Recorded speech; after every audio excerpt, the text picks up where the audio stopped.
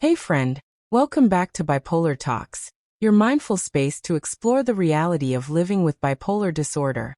Whether you're tuning in on your morning walk, while making dinner, or just needing someone to understand, you're in the right place.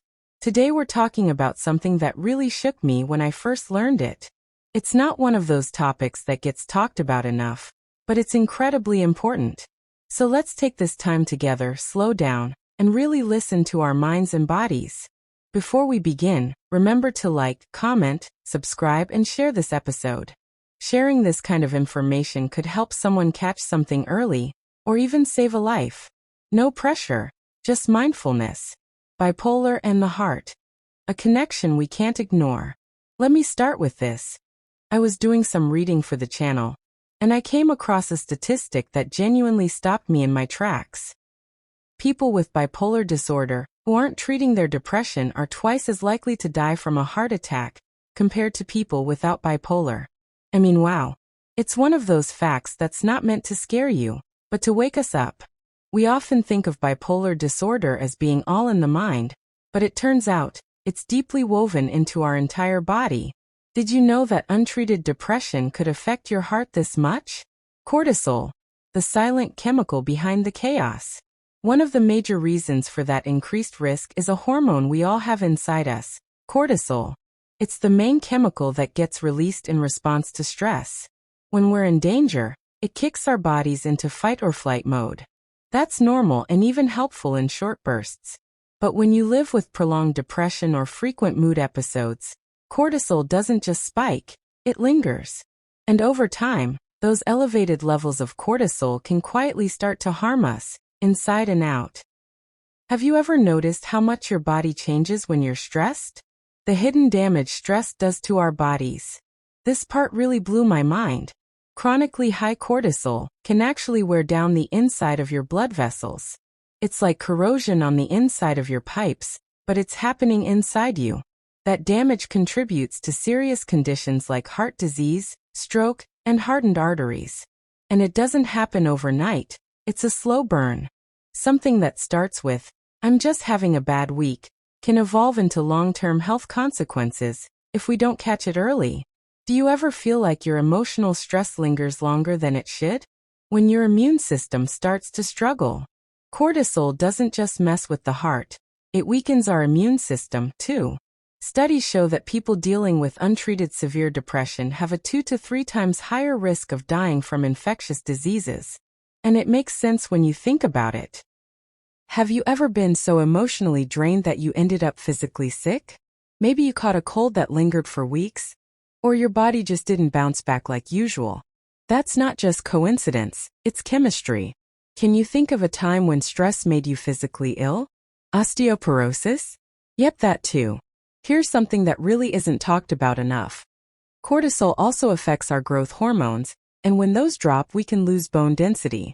That means long-term stress can quietly set us up for osteoporosis, even earlier in life. We often hear about this happening to older adults, but when you live with a mood disorder that regularly floods your system with stress hormones, it can happen sooner. Does this make you think differently about how stress might be impacting you? Sleep, one of the first things stress steals. Think about the last time you were really stressed. Was sleep the first thing to go? For many of us with bipolar disorder, sleep is a sacred currency. And it gets stolen quickly when cortisol is running the show. And it's not just bad stress either. Even happy life changes like moving to a new home, planning a wedding, or starting a dream job can trigger our stress response and mess with our sleep. Our brains don't distinguish between good and bad stress, they just feel stimulated. And sleep deprivation is a known trigger for mania and depressive crashes. How does your sleep respond when your life gets overwhelming, even in a good way? The science speaks. Cortisol levels and mood instability. In 2014, a group of researchers in Sweden ran a study to investigate the effects of cortisol levels on people with bipolar disorder. What they found was alarming. People with either too much or too little cortisol were twice as likely to experience depressive episodes. But it goes deeper. Those who reported a low quality of life were 6 times more likely to have abnormal cortisol levels. The connection between stress, hormone regulation, and our emotional world is clear. Our brains are simply more sensitive. What do you think your body is trying to tell you during high-stress times? A bipolar brain is built differently. Let's take a moment to really respect this. MRI and CT scans show that the bipolar brain literally functions differently.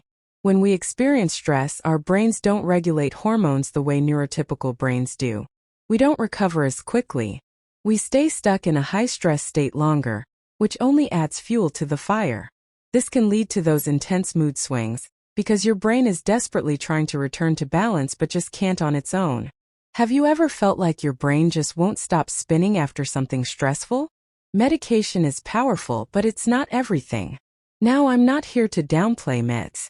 They can be life-saving, and for many of us, they're a vital part of stability. But they're just one tool in the toolbox. I used to think if I just didn't miss a dose, I'd be fine. But I've learned through hard experience that managing bipolar means coming at it from multiple angles. That includes therapy, lifestyle changes, awareness, self-tracking, and most importantly, stress regulation. What's in your wellness toolbox besides medication? Regulating stress equals preventing relapse. Here's something I want us all to sit with.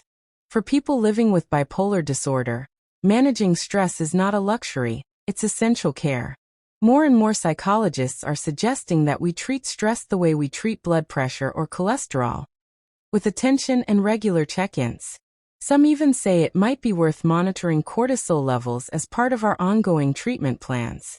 It's not overkill, it's proactive care. If you could track one thing to protect your mental health better, what would it be? This is about more than mood swings. It's about life. This conversation isn't just about science. It's about reminding ourselves that we are whole people, mind, body, spirit, and what we go through emotionally has a real impact on our physical health. It's why treating bipolar is never just about controlling moods. It's about protecting your whole being. We deserve to take this seriously, and we deserve to be supported as we do. How can you show your mind and body more compassion today? Thank you for being here. Let's keep growing together. I'm so grateful that you joined me today. These kinds of conversations are the reason Bipolar Talks exists, to share what we're learning, support each other, and walk this path with honesty and care. If this episode spoke to you, please like, comment, subscribe, and share. Someone in your life might be struggling quietly and need this information to take the next step toward healing.